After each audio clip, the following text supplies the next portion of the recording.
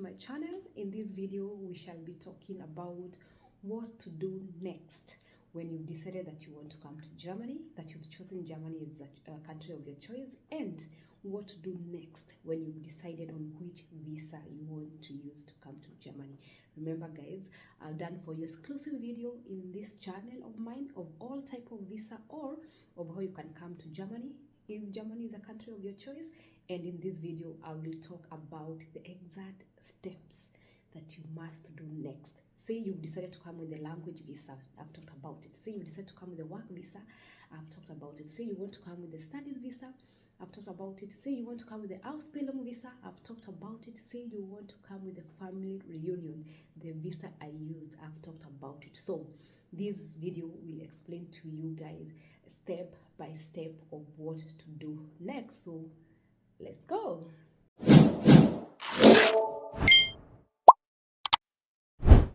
Number one step, and this is the most important step that you will do, okay? Please check the requirements of your visa. Please, number one, check the requirements of your required visa. Where do you do this? You go to your local German embassy website, okay, and check the exact visa of your visa, the exact requirements of your visa category. It's there, it's online. And then every visa is different, okay, from the forms to the documents to the fees. And the most thing is always go to the website and check the updates because they change from time to time. Change time to time. Please do not rely on the old information. Do not rely on the social media. Do not rely on your uncles or your aunties who came to Germany 30 years ago. No, please go to your local German embassy website. The information is there and they keep changing it time to time. They might even change overnight. Maybe what you checked 3 years ago, it's not the same. So please check the required documents. Step number 2, prepare all your documents. Okay, you've gone to the website, you've seen there's a checklist according to your visa category. Please print that checklist and prepare all the documents, okay? The common documents are normally, of course, your passports, valid passport, travel passport, the latest passport for size of biometrics. You'll have to have the proof of accommodation. You'll have to have the proof of funds. Even if you're coming to the family reunion, you'll have to have the sponsor letter. You'll have to have the job contract or the school contract. You'll have to have your transcripts if you're coming for studies, you know, or certificates. You'll have to have the health insurance. You'll have to show a lot of things. So please make sure that you have a checklist. And check my time. I really went, you know, Germans love documentation. For me, I printed out, hey, I was getting married to a German. So he made sure that he put me on my toes. So I printed that checklist and we were going through that checklist together on video. So I used to hack it. You know, alles war gehacked. I used to check. So don't joke with Germans, their documentation. So print the checklist, confirm everything according to your visa category, what is asked. And this point is very important. Please make sure that all names are the same in all the documents. I mean your names, your full names are all in all documents, they are the same. Don't have one document having Lydia with her, another one is Lydia Wanjiko. Make sure that all names are similar because this could be part of why your visa is denied when you come to submit to the document submission, okay? So confirm everything, all your certificates, or what you want to do. As I've said, the checklist is always there in the website, and this will make your visa application process very smooth. And to the next step. Step number 3, please get all your document certified and translated. As I've said, Germany is very strict on documentation. Don't try to fake any document. Yeah, first of all, you cannot submit your visa application with a missing document, and then the worst mistake you'll ever do with the German government is to submit a fake document. Please don't try and joke with them. So first of all, translate your documents if they're not in German or the English language, and they must be translated by a very certified translator. And number two, if they're in English or in German language, then they must be certified. At least from my home country, that was a must do. I had to certify all the documents. I know some will say, oh, how can the document be certified even if they have the government, like for me, I come from Kenya, even if it has the government stamp here. We are known from the country that I come from, we get fake documents.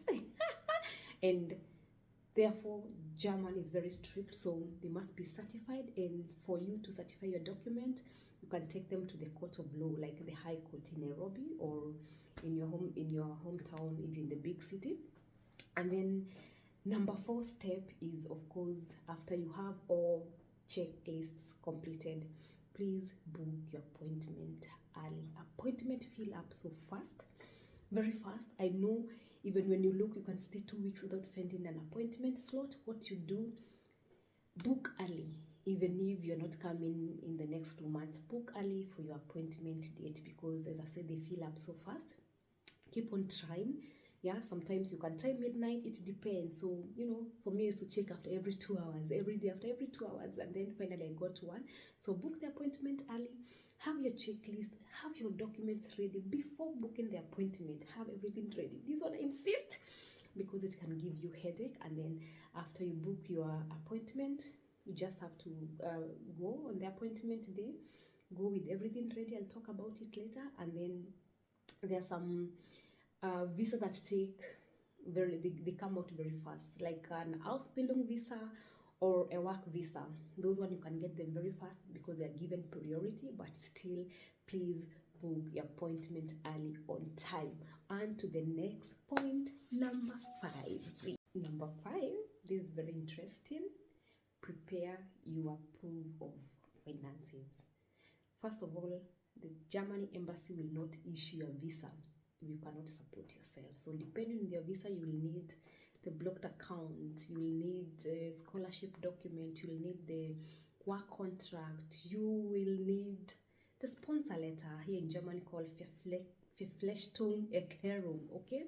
And make sure that so the bank statement or the blocked account have the minimum required amount before submitting, because the German government doesn't want that you come to Germany and then you're going to be their burden. So all these you have to prove that. And in number 6, please arrange your health insurance. As health insurance in Germany is mandatory for all, and for the purposes of your visa, you can of course book a travel insurance, or if you're coming here to work or as a student, you can book a private or a private or a public. Most people have public here.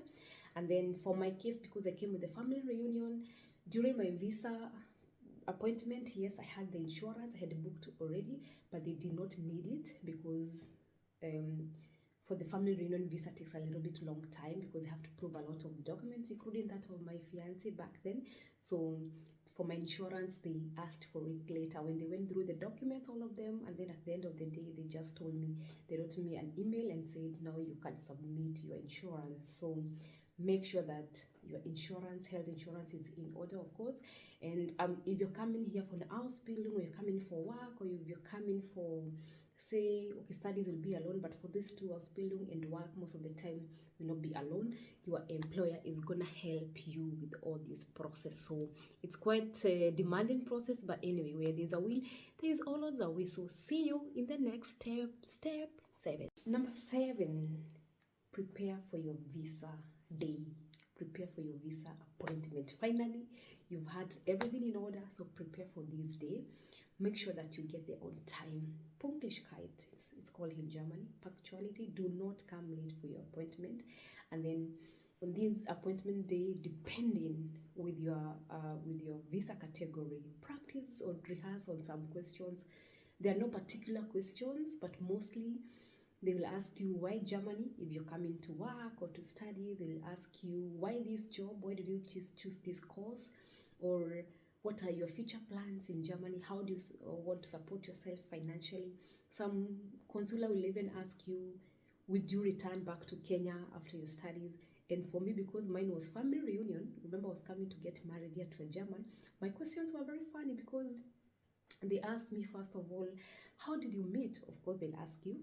And then they'll ask you, what is your man routine? What does he do when he wakes up in the morning? Hello, how am I supposed to know that? They're just trying udaku.